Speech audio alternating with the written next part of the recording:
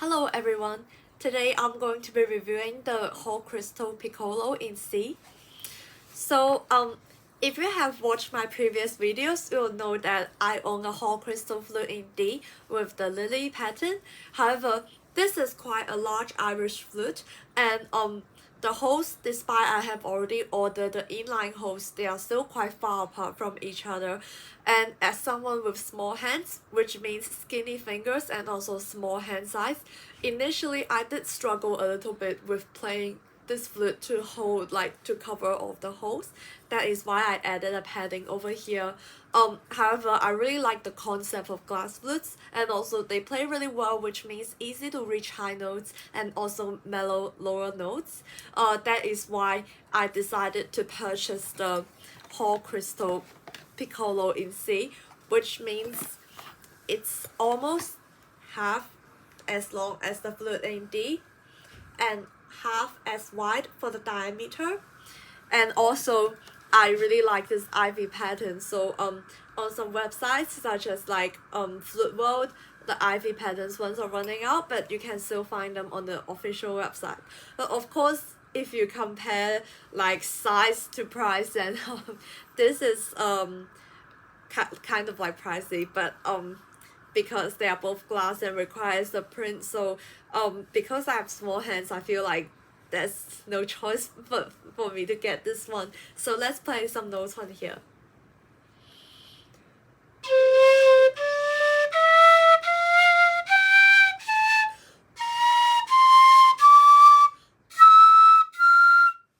Okay, so at this point I feel like the notes are really easy to reach, and also it feels kind of effortless to just create this great volume and this very full sound. So means it's a good piccolo. However, the notes are getting quite loud. That's why I need earplugs and then to play the rest.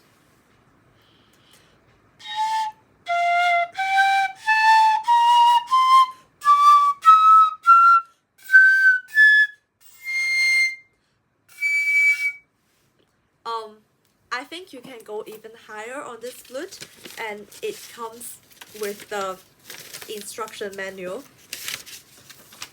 But so far, I feel like all of the Hall flutes, which means the two ones that I have owned, they are all greatly standardized, which means they are made with good craftsmanship. There's no surprises. High notes are easy to reach, and the low notes sound great.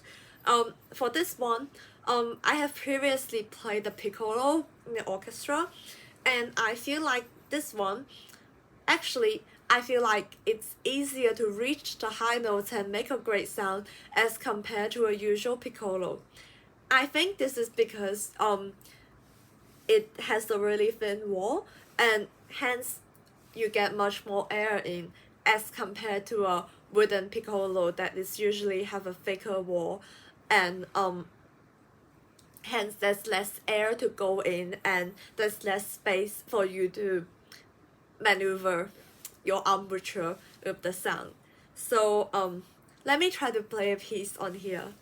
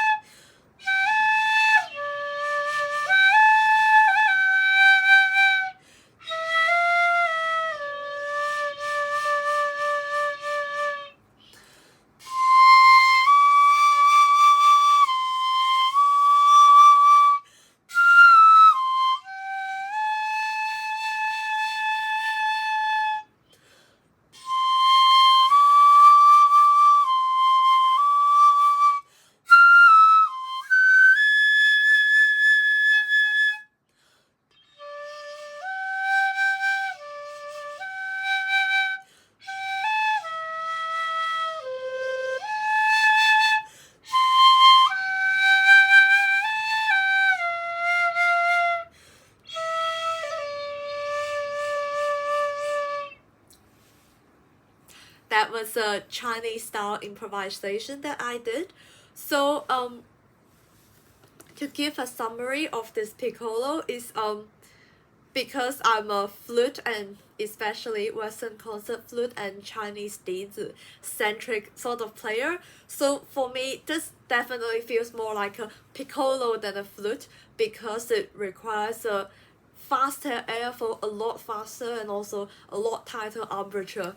That was why when I was trying out the piece on this flute, some of the notes sounded airy. But because the earplug was in place, I kind of have problems with, you know, hearing my own sound and adjusting to it.